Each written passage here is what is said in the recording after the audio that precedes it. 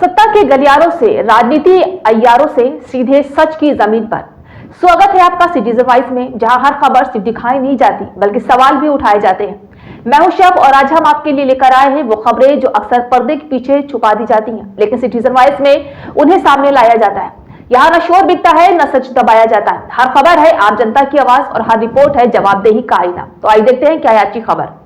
होली और रमजान शरीफ दोनों एक साथ में चल रहे हैं और मैं तमाम मुसलमानों से और हिंदू भाइयों से यही अपील करना चाहता हूं कि एक दूसरे का त्योहार का सम्मान करें और खास तौर पर मुसलमान 4-5 घंटे की एहतियात बरतें और होली के दिन रोड पर, रास्तों में, चौराहों पर बिला जरूरत न निकलें और अगर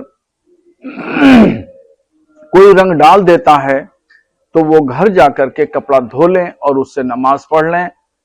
वो कपड़ा नापाक नहीं होगा, उससे आप नमाज आसानी के साथ पढ़ सकते हैं। और ये भी मैं हिंदू भाइयों से गुजारिश करूंगा कि ये देखें कि कोई रोजादार या कोई हिजाब पोश महिला जा रही है तो उसके ऊपर रंग न डालें और बच्चों से भी कह दें कि एहतियात बरतें और ऐसे लोगों पर रंग न डालें। रोजा जो है ये सब्र की तालीम देता है। रमजान शरीफ में खुदा बंदों को सब्र की शिक्षा देता है और इसमें सब्र करना चाहिए, बर्दाश्त करना चाहिए। अगर कहीं विवाद की स्थिति आती है तो इस बात का जरूर ध्यान दें कि कानून को अपने हाथ में न लें, बल्कि सबसे पहले अपने बड़ों को बताएं या फिर अधिकारियों को बताएं, उनसे शिकायत करें ताकि मसले का हल फौरी तौर पर किया जा सके। मैं तमाम लोगों से यही अपील करूंगा कि अमन शांति के साथ में होली मनाएं और रमजान शरीफ का त्योहार भी मनाएं। कानून की व्यवस्था, लॉ एंड ऑर्डर की सिचुएशन, सूरत हाल को चुस्त और दुरुस्त रखना हर शहरी की जिम्मेदारी है।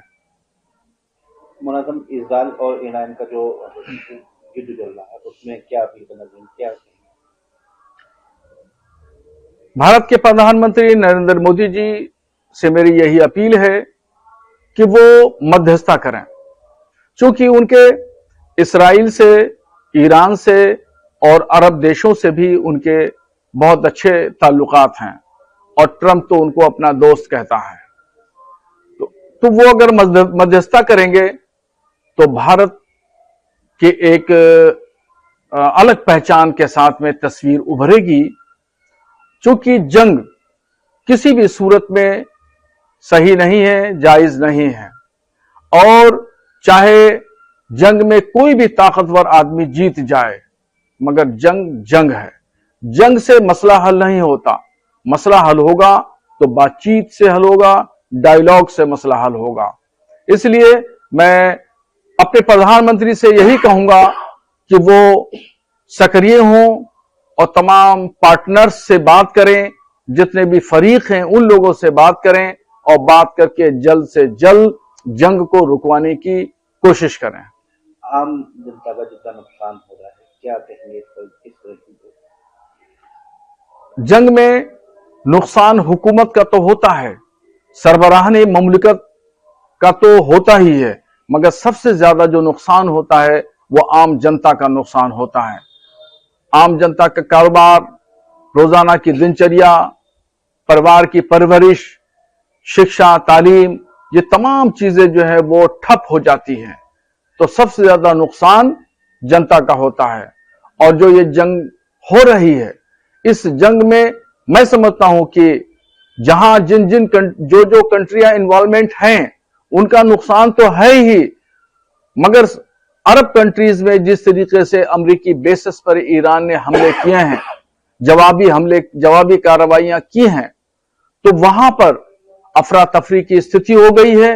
और सिर्फ अरब कंट्रीज में भारतीय तकरीबन 1 करोड़ के आसपास रहते हैं। अपना काम करते हैं, कारोबार करते हैं, रियल एस्टेट से जुड़े हुए हैं, लेबर सिस्टम से जुड़े हुए हैं और बिजनेस करते हैं। तो ये अरब कंट्रीज में 1 करोड़ के आसपास भारतीय रहते हैं। उनकी रक्षा सुरक्षा की भी जिम्मेदारी भारत सरकार की है। इसलिए प्रधानमंत्री जी जल्द से